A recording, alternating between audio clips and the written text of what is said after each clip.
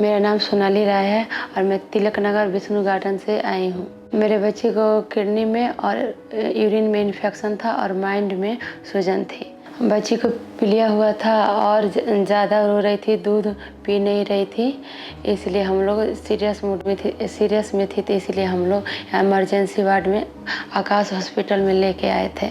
नमस्कार, मैं डॉक्टर नेहा भंडारी हूँ। मैं बच्चों की किडनी स्पेशलिस्ट हूँ Aakash health care super speciality hospital Dwarka में।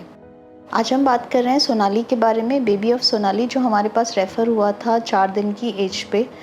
बच्चा नॉर्मल डिलीवरी से पैदा हुआ था और पैदा होने के बाद वज़न लगभग 3.1 kg था।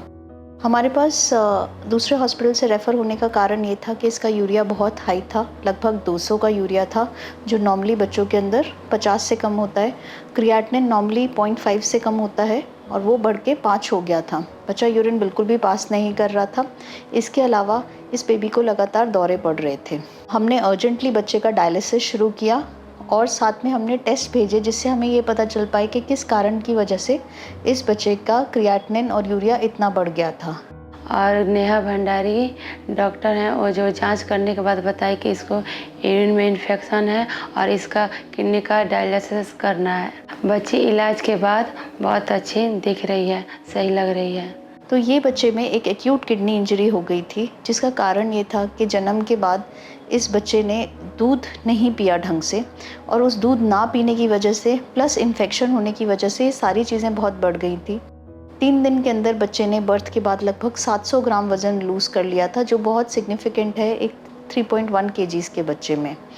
तो इम्पॉर्टेंट मैसेज ये है कि जब भी बर्थ के बाद कोई बेबी होता है तो हमें फॉलोअप करना चाहिए, देखना चाहिए कि वो फीडिंग अच्छे से कर रहा है कि नहीं, कोई ऐसे सिम्टम्स तो नहीं है जिसमें इन्फेक्शन हो। इस बच्चे के अंदर ये लगातार उल्टियाँ कर रहा था और दौरे पड़ रहे थे।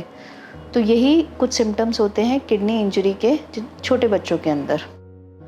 इस बच्चे के केस में एक चीज़ जो बहुत इम्पॉर्टेंट थी कि ये टाइमली हमारे पास आ गया। अगर इन्होंने लेट किया होता तो ऑब्वियसली इस बच्चे को बचाना बहुत मुश्किल होता। डायलिसिस शुरुआत होने के बाद प्लस हमने एंटीबायोटिक्स और आईवी फ्लूइड शुरू किए। धीरे धीरे करके क्रिएटिनिन कम हो गया। लगभग 4 दिन के अंदर बच्चे को ना तो दोबारा दौरे पड़े, ईजी और सारे टेस्ट भी नॉर्मल आए थे। दिमाग में जो बहुत सारा एडिमा था वो भी कम हो गया था और क्रिएटिनिन कम होके 5 से 0.67 आ गया। आज ये बच्चा एकदम हेल्दी है और डिस्चार्ज होके घर गया है। लॉन्ग रन में we will follow up. Hopefully kidneys ठीक रहेंगी और ये बच्चा ठीक रहेगा। अगर आप इस बारे में या ऐसे किसी केस के बारे में हमसे जानकारी लेना चाहते हैं तो आप हमसे संपर्क कर सकते हैं Aakash health care super speciality hospital Dwarka में। Thank you.